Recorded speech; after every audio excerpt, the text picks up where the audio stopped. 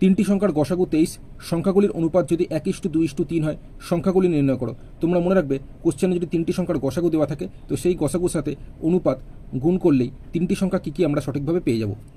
তো কোশ্চেনে তিনটি সংখ্যার অনুপাত বলেছে 1:2:3, তো গসাগু 23-এর সাথে যদি আমি 1 গুণ করি তাহলে তিনটি সংখ্যার মধ্যে একটি সংখ্যা 23 আমরা সঠিকভাবে জেনে গেলাম।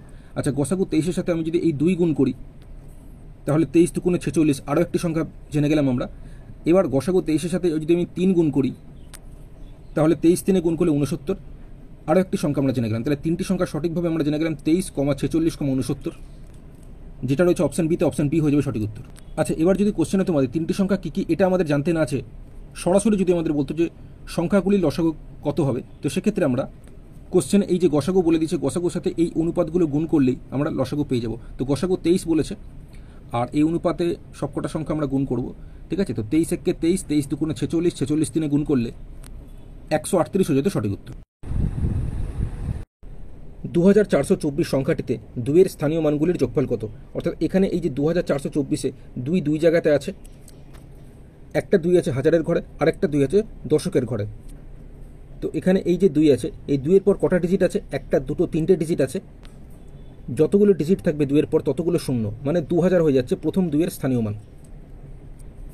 এরপরে যে 2টা আছে, এই 2-এর পর একটাই ডিজিট আছে, তাই এই 2-এর পর একটাই ডিজিট আছে মানে একটাই শূন্য লিখব, মানে 20 হয়ে যাচ্ছে এই 2-এর স্থানীয় মান।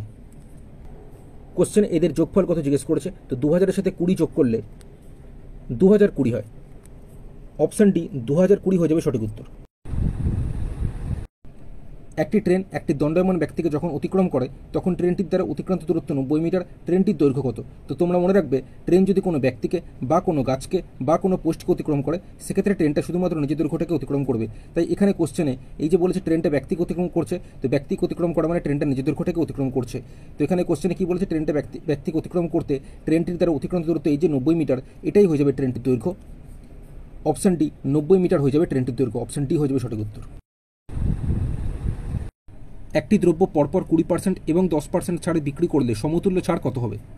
অঙ্কটি প্রথমে আমি ফর্মুলা ব্যবহার করে করছি। ফর্মুলা ইউজ করে করলে দেখো প্রথমে 20% ছাড় দিচ্ছে মানে -20, তারপর আবার 10% ছাড় দিচ্ছে মানে -10, মাইনাসে মাইনাসে কী হয় প্লাস। এই দুটি সংখ্যাকে গুণ আকারে উপরে লিখব, 20 গুণ 10 বাই সবসময় 100 লিখতে হয়। ব্যাস, এবার এখানে দেখো মাইনাসে মাইনাসে প্লাস, মানে 20 সাথে 10 যোগ করবো 30 হবে, বড় সংখ্যার চিহ্ন মাইনাস, অথবা দুটো মাইনাস থাকলে মাইনাস হয়, প্লাস দিলাম। আচ্ছা, ওপর নিচ 0 0 কেটে দিলাম, 0 0 কেটে দিলাম, তাহলে 2 1 কে 2 থাকছে, মাইনাসে প্লাসে মাইনাস, তাই 30 থেকে 2 বিয়োগ করলে কত হচ্ছে 28, বড় সংখ্যার চিহ্ন মাইনাস, মাইনাসে উত্তর এলো বলে 28% হচ্ছে সমতুল্য ছাড়। অপশান এ হয়ে যাবে সঠিক উত্তর। পরপর দুবার ছাড় দিলে অঙ্কটা তোমরা এইভাবে করতে পারো, 20 + 10 - 20 × 10/100, 20 সঙ্গে 10 যোগ করলে 30, বিয়োগ 2 1 কে 2, 30 থেকে 2 বিয়োগ করলে 28। অপশানে 28% হয়ে যাবে সঠিক উত্তর। অঙ্কটি বুঝে করলে কীরকম করতে হবে সেটাই তোমরা দেখো। প্রথমবার 20% ছাড় দিচ্ছে, এর মানে হচ্ছে ধার্য মূল্য যদি 100 টাকা হয় তাহলে প্রথমবার 20 টাকা ছাড় দিলে বিক্রয় মূল্য হবে 100 থেকে 20 বিয়োগ করলে 80 টাকা।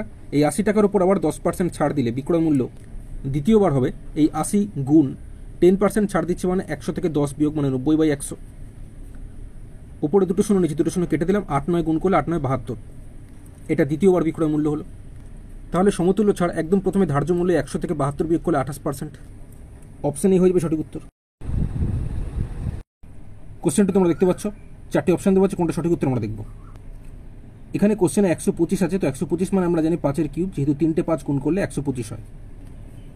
পাওয়ারে -2 যেরকম আছে সেরকমই লিখলাম। এরপর এই গুণ চিহ্ন দিয়ে 16 মানে আমরা জানি 2 টু দি পাওয়ার 4, যেহেতু 4টে 2 গুণ করলে 16 হয়।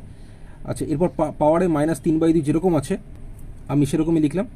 আচ্ছা, একদম পুরোটার বাইরে এই যে -1/6 পাওয়ারে আছে, এটা আমি পরে লিখছি, আবার এটা পুরো করে নিই, তারপর পাওয়ারে এটা যা আছে সেই নিয়ে কাজ করব, ঠিক আছে।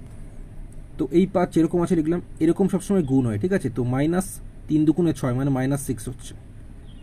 তারপর এখানে গুণ দিয়ে এখানে 2 আছে, এরকম গুণ হয় মানে 4 গুণ -3/2। আমি যদি রাফে করে নিই, মাইনাসটাকে আগে লিখতে পারো, 4 গুণ 3/2 আছে, তাই তো।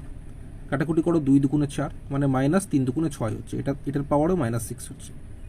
এবার যেহেতু 5-এর পাওয়ারে -6 আছে, 2-এর পাওয়ারে -6 আছে, তাই 5 গুণ 2 পুরোটাকে একটা ব্র্যাকেটের মধ্যে রেখে আমি পাওয়ারে এই -6 একবারই লিখব। তাহলে 5 দুগুণে গুণ করলে কত হচ্ছে 10, 10-এর পাওয়ারে হচ্ছে -6। এবার দেখো একদম কোশ্চেনে পুরোটার বাইরে কত ছিল, পাওয়ারে -1/6 ছিল, তো এটা এর সাথে গুণ হয়ে যাবে -1/6।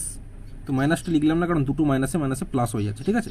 তো 6 আমি কেটে দিলাম, তাহলে 10-এর পাওয়ারে থাকছে শুধু এই 1, 10-এর পাওয়ারে 1 থাকা মানে হচ্ছে 10 হচ্ছে অ্যান্সার।